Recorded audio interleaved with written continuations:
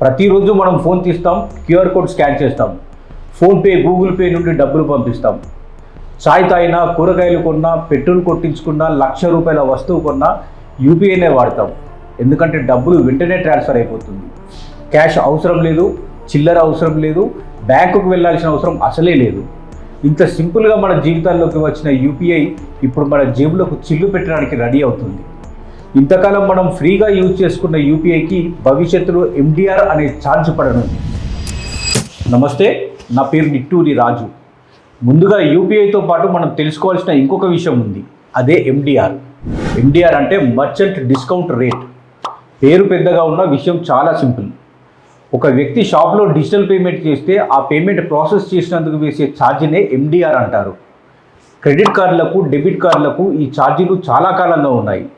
కానీ యూపీఐ మాత్రం ఉచితంగానే కొనసాగుతుంది. అందుకే ప్రజలు ఇంత తొందరగా యూపీఐకి అలవాటు పడ్డారు. ఇక్కడ ఒక ముఖ్యమైన విషయం ఏంటంటే, ఇవాల్టి నుండే మనం చేసే యూపీఐ ట్రాన్సాక్షన్ల మీద ఛార్జీలు పడతాయని నేను చెప్పట్లేదు. లోక్సభలో కేంద్ర మంత్రి నిర్మలా సీతారామన్ పెట్టిన బిల్లు ప్రకారం యూపీఐ లాంటి డిజిటల్ పేమెంట్ల మీద భవిష్యత్తులో ఎండిఆర్ విధించే అవకాశం ఉంది. ప్రస్తుతం పెద్ద వ్యాపారులు విలువైన కమర్షియల్ ట్రాన్సాక్షన్స్ మీదే ఈ ఛార్జీ ఉండబోతుందని చెబుతున్నారు. కానీ ఇక్కడే ఒక సమస్య మొదలవుతుంది.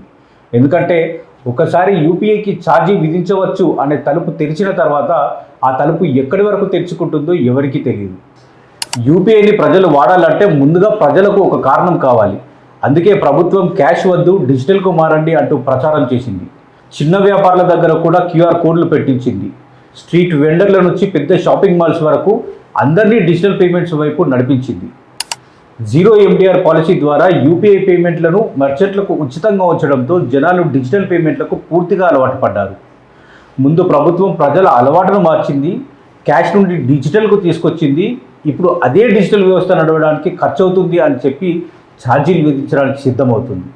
అయితే యూపీఐని నడపడానికి సర్వర్లు కావాలి, సైబర్ సెక్యూరిటీ కావాలి, ఫ్రాడ్ ప్రివెన్షన్ కావాలి, టెక్నికల్ ఇన్ఫ్రాస్ట్రక్చర్ కావాలి, అలాగే 24 hours సపోర్ట్ కూడా కావాలి.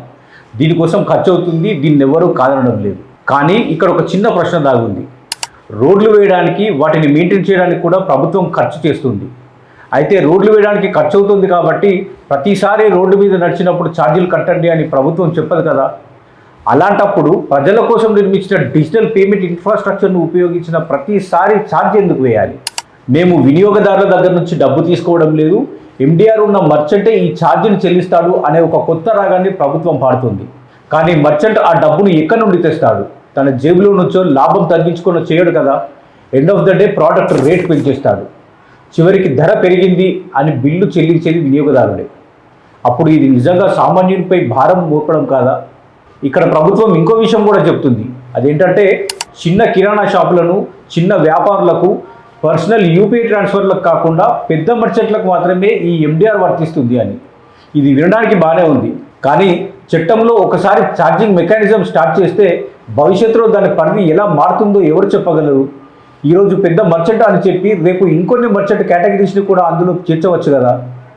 అందుకే ప్రశ్న కేవలం ఇప్పుడు ఎంత ఛార్జీ అనేది కాదు, అసలు ప్రశ్న ఛార్జీలు ఎందుకు ఇస్తున్నారు అని. యూపీఐని ఉచితంగానే ఉంచాలని నేను ఖచ్చితంగా చెప్పగలను. అది కూడా ఏదో సెంటిమెంట్ కోసం కాదు, ఆర్థిక వ్యవస్థ కోసం. ఎందుకంటే యూపీఐ వల్ల చిన్న వ్యాపారులకు క్యాష్ హ్యాండ్లింగ్ తగ్గింది, డిజిటల్ రికార్డ్ ఏర్పడింది, చెల్లింపులు వేగంగా జరిగాయి, దేశంలో డిజిటల్ ట్రాన్సాక్షన్స్ విపరీతంగా పెరిగాయి. ఇలాంటి వ్యవస్థను మరింత బలోపేతం చేయాలి, కానీ ప్రతి ట్రాన్సాక్షన్కి కొత్త టోల్గేట్ పెట్టడం సరికాదు. మరి యూపీఐ నడపడానికి డబ్బు ఎక్కడి నుంచి రావాలి అనే ఇంకో చర్చ మొదలైంది.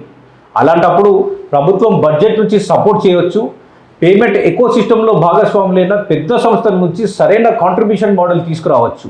పెద్ద కార్పొరేట్ బెనిఫిషరీస్పై టార్గెటెడ్ కాంట్రిబ్యూషన్ గురించి ఆలోచించవచ్చు. అంతేగాని దేశం మొత్తం డిజిటల్గా మారేలా ప్రోత్సహించి ఆ తర్వాత డిజిటల్ వ్యవస్థను ఉపయోగించినందుకు ఖర్చు మోపడం ప్రజలను మోసం చేయడమే అవుతుంది. ప్రస్తుతం జరుగుతున్న చర్చలో ఈ ఎండిఆర్ దాదాపుగా 0.25 నుంచి 0.30% వరకు ఉండే అవకాశం ఉంది. ఒకవేళ ఎండిఆర్ 0.30% కనుక ఉంటే ₹10,000 బిల్లు మీద ₹30 ఎక్స్ట్రా ఛార్జ్ పడుతుంది. చూడడానికి ఇది ఒక చిన్న అమౌంట్ అనిపించవచ్చు, కానీ ఒక రోజు, ఒక నెల, ఒక సంవత్సరం మొత్తం జరిగే ట్రాన్సాక్షన్లు ఎంత అవుతుందో ఊహించండి. ఇది చిన్న మొత్తం కాదు, ఇది ఒక కొత్త రెవెన్యూ స్ట్రీమ్. అందుకే ఈ విషయం పెద్ద చర్చగా మారింది. ప్రజలు, వ్యాపారులు, బ్యాంకులు, ఫిన్టెక్ సంస్థలు, ప్రభుత్వం ఇలా అందరూ కలిసి ఈ ఎకోసిస్టమ్ను నిర్మించాము. ఇప్పుడు అది సక్సెస్ అయింది. ప్రపంచం మన యూపీఐ మోడల్ని చూస్తోంది.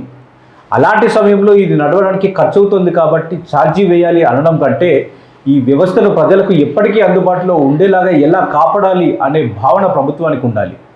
ఎందుకంటే డిజిటల్ ఇండియా అంటే కేవలం డిజిటల్ పేమెంట్లు కాదు, అది సులభమైన పేమెంట్లు, అందరికీ అందుబాటులో ఉండే పేమెంట్లు, ఖర్చు తక్కువతో జరిగే పేమెంట్లు, ముఖ్యంగా ప్రజల మీద కొత్త ఆర్థిక భారం మోపడి పేమెంట్లు. కాబట్టి యూపీఐని ఆదాయ వనరుగా కాకుండా దాన్ని దేశ డిజిటల్ మౌలిక సదుపాయంగా చూసి యూపీఐపై ఎండిఆర్ తీసుకురావాలనే ఆలోచనను ప్రభుత్వం పునరాలోచించాలి. ఎందుకంటే ఒకసారి ఉచితంగా అలవాటు చేసిన డిజిటల్ వ్యవస్థకు ఛార్జీలు నిర్ణయించడం సులభమే, కానీ ఆ ఛార్జీల వల్ల ప్రజల నమ్మకాన్ని కోల్పోతే ఆ నమ్మకాన్ని తిరిగి సంపాదించడం అంత సులభం కాదు. మీరు కూడా ఇదే అనుకుంటే ఈ వీడియోను సాధ్యమైనంత ఎక్కువగా షేర్ చేయండి. ఎందుకంటే మన ఫోన్ను డిజిటల్ వ్యాలెట్గా మార్చిన వ్యవస్థ రేపు మన జేబుకు మరో భారం కాకూడదు. జై హింద్.